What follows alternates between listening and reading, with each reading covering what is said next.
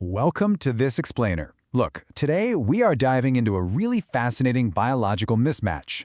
To answer a question you've probably asked yourself, why does modern work so often feel like a literal life or death struggle? Seriously, if you've ever found yourself completely overwhelmed, just staring at a glowing screen late at night, you absolutely need to hear the science we're breaking down today. Picture this scenario, and let's be honest, it's probably way too familiar for a lot of us. You're sitting in a desk, maybe just under a single lamp, desperately typing out an email or rushing to finish a presentation. It's 11 p.m. The deadline is right at midnight, and your hands, they're actually shaking. Your heart is pounding out of your chest like you are actively being chased through a dense, dark forest. But you look around, and you're completely alone. You're just sitting there. Nothing is chasing you.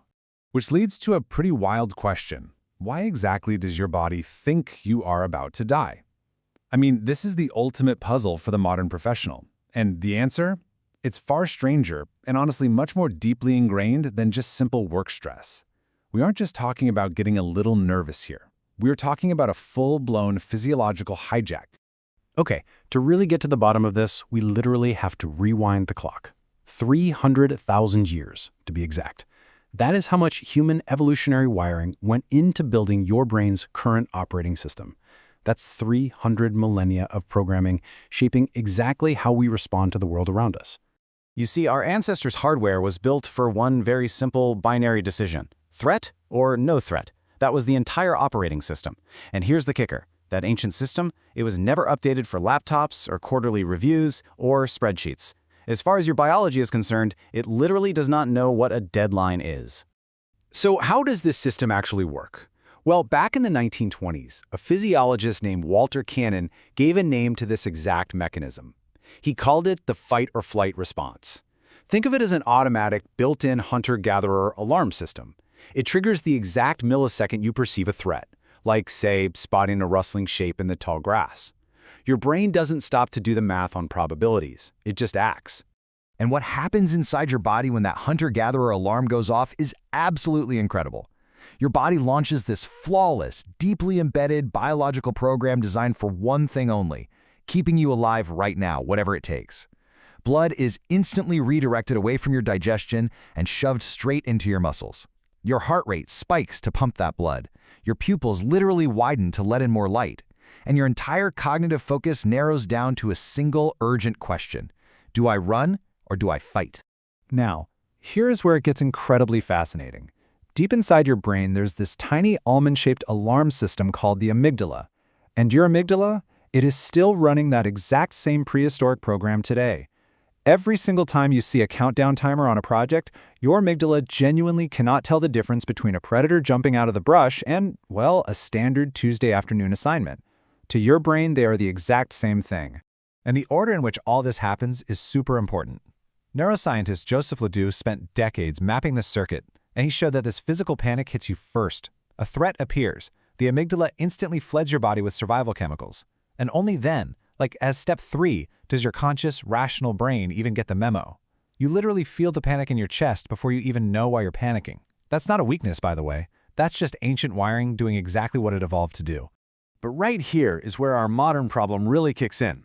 You see, ancient threats, like that predator in the grass, were sharp, sudden, and resolved in a matter of minutes. Either you got away, or, well, you didn't. But modern deadlines, they're completely different. They just stretch out, lingering uncertainly in the back of your mind for days or even weeks at a time. And because your body doesn't have an off switch for a slow, invisible danger, you end up with what researcher Hans Selye defined back in the 1930s as chronic stress. It's this prolonged physiological stress response. Selye basically showed how a biological reaction that was meant to fiercely protect you actually starts to break your body down when it's left turned on for way too long. So, we're basically looking at a massive mismatch in duration.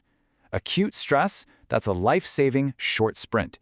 But chronic stress gives you an elevated heart rate and dumps cortisol into your system for days or weeks. A biological system that was perfectly built for a quick, desperate sprint to safety is being forced into a grueling, never-ending marathon, and it was quite literally never designed to run one. Which brings us to this brilliant insight from neuroendocrinologist Robert Sapolsky.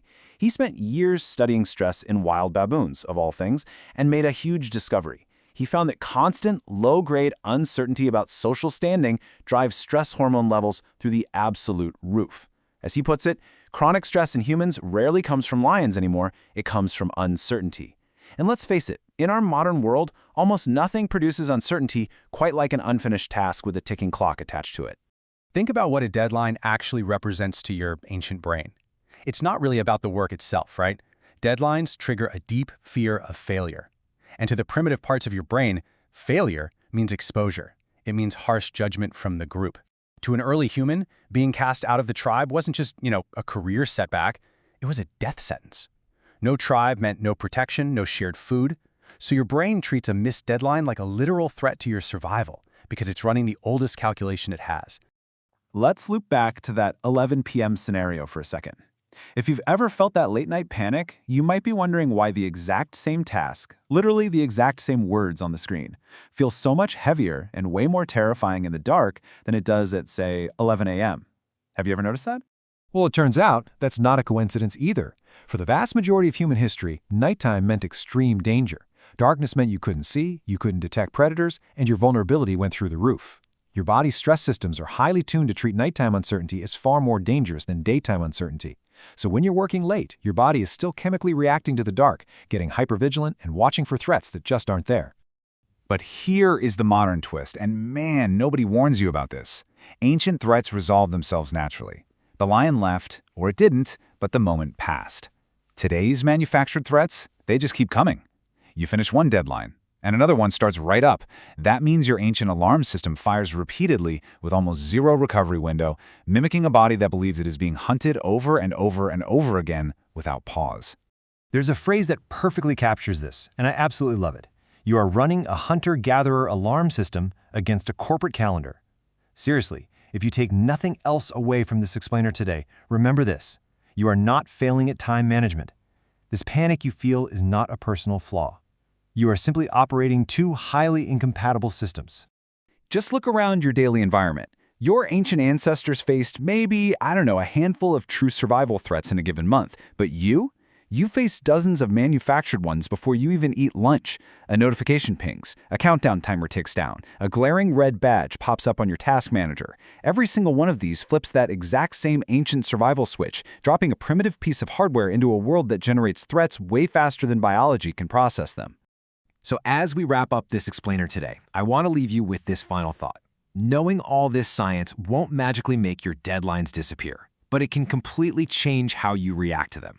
Next time the countdown reaches 0 and you feel that familiar tightness in your chest, will you remember that nothing is actually hunting you? Will you remember that you aren't broken, but rather you're just ancient and your body is simply doing the only job it has ever known to keep you alive?